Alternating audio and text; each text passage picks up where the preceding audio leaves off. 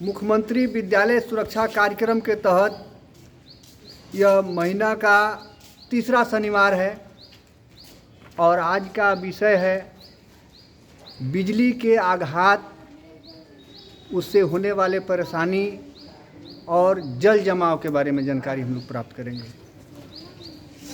तो बच्चों, तुम लोग जानता होगा कि बिजली बहुत खतरनाक चीज़ है।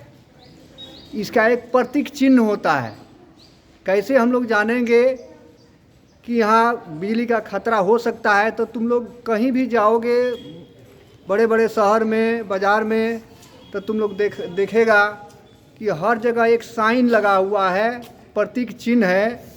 वह प्रतीक चिन्ह है, एक खोपड़ी है और उसको दो हड्डी काटती हुई, इस तरह से खोपड़ी को काटती हुई हड्डी नज़र आएगी। उसको हम लोग बिजली का खतरा, उसमें लिखा रहता है डेंजर, है ना। तो उस वैसे प्रतीक चिन्ह जहाँ लगा रहे वहाँ हम लोगों को कभी नहीं जाना चाहिए, उससे दूर रहना चाहिए। अगर बिजली के देखते हैं कि बिजली का तार गिरा हुआ है, पोल टूटा हुआ है, तो उसके समीप हम लोग नहीं जाएंगे और संबंधित अधिकारी बिजली विभाग को इसकी सूचना तुरंत देंगे। अगर देखते हैं कि कहीं बिजली का तार टूट करके पानी में गिर गया है, तो उस पानी के संपर्क में भी हम लोगों को नहीं जाना चाहिए।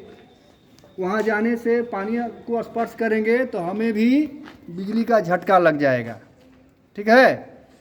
तो अगर किसी को बिजली का झटका लग गया या बिजली करंट उसको पकड़ लिया, तो उसको ये नहीं कि हमारा अपना मम्मी है, पापा है, भाई है, बहन है, उसको अपना समझ के अपने हाथ से उसको छुड़ाने का प्रयास कभी भी नहीं करना चाहिए। अगर छुड़ाने का प्रयास करेंगे तो हम भी बिजली के आघात से ग्रसित हो जाएंगे और हमारी भी मृत्यु हो सकती है। इसलिए जब भी बिजली किसी को लगे तो सबसे पहला काम बिजली का स्विच को ऑफ करना होगा।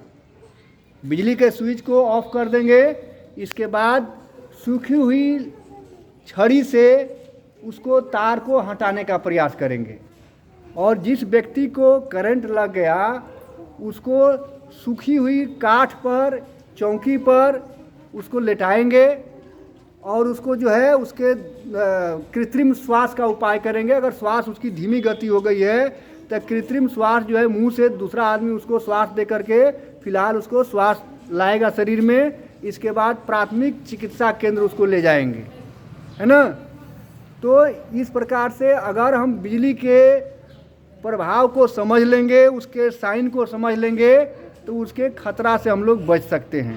कभी भी बिजली का स्विच गीली हाथों से, भींगी हाथों से नहीं उसको छूना चाहिए। छूने से क्या हो जाएगा? हमें बिजली का झटका लग सकता है ना। घरों में देखते हैं कभी कभी शॉर्ट सर्किट हो जाने से बिजली में जो है तार आपस में टकरा जाता है और उससे चिंगारी उत्पन्न होती है, आग भी लग सकता है घर में। तो उस आग लगने के क्रम में वैसे आग को हम लोगों को पानी से नहीं बुझाना चाहिए। बिजली से लगी हुई आग को पानी से नहीं बुझाना चाहिए, उससे और जो है करंट आगे ज़्यादा बढ़ जाता है, उसका प्रभाव अधिक बढ़ जाता है। और सबसे मुख्य बात है कि हम लोग, तुम लोग जैसे छोटे बच्चे हो, बिजली के तार को छू-छा नहीं करना चाहिए अपने मन से।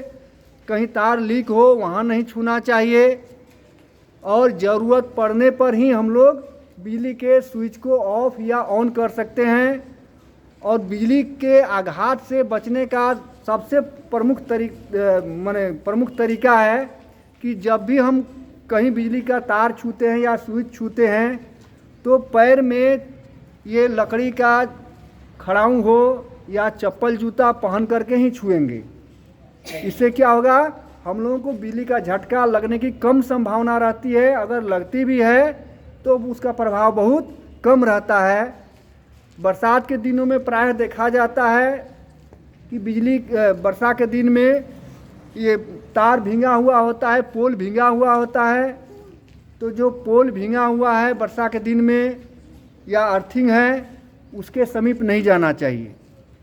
पोल में जो एक तार टान करके ज़मीन में गाड़ दिया जाता है, ताना उसको बोला जाता है, वो अर्थिंग के भी काम करता है, तो उसको भी हम लोगों को नहीं छूना चाहिए। उसको छूने से बिजली का झटका हमें लग सकता है। तो इस प्रकार से ये बिजली के स्पर्शाघात से संबंधित हम लोग कुछ जानकारी प्राप्त किए। और दूसरी बात है कि जल जमाव, आज का विषय जल जमाव भी है। एक मिनट।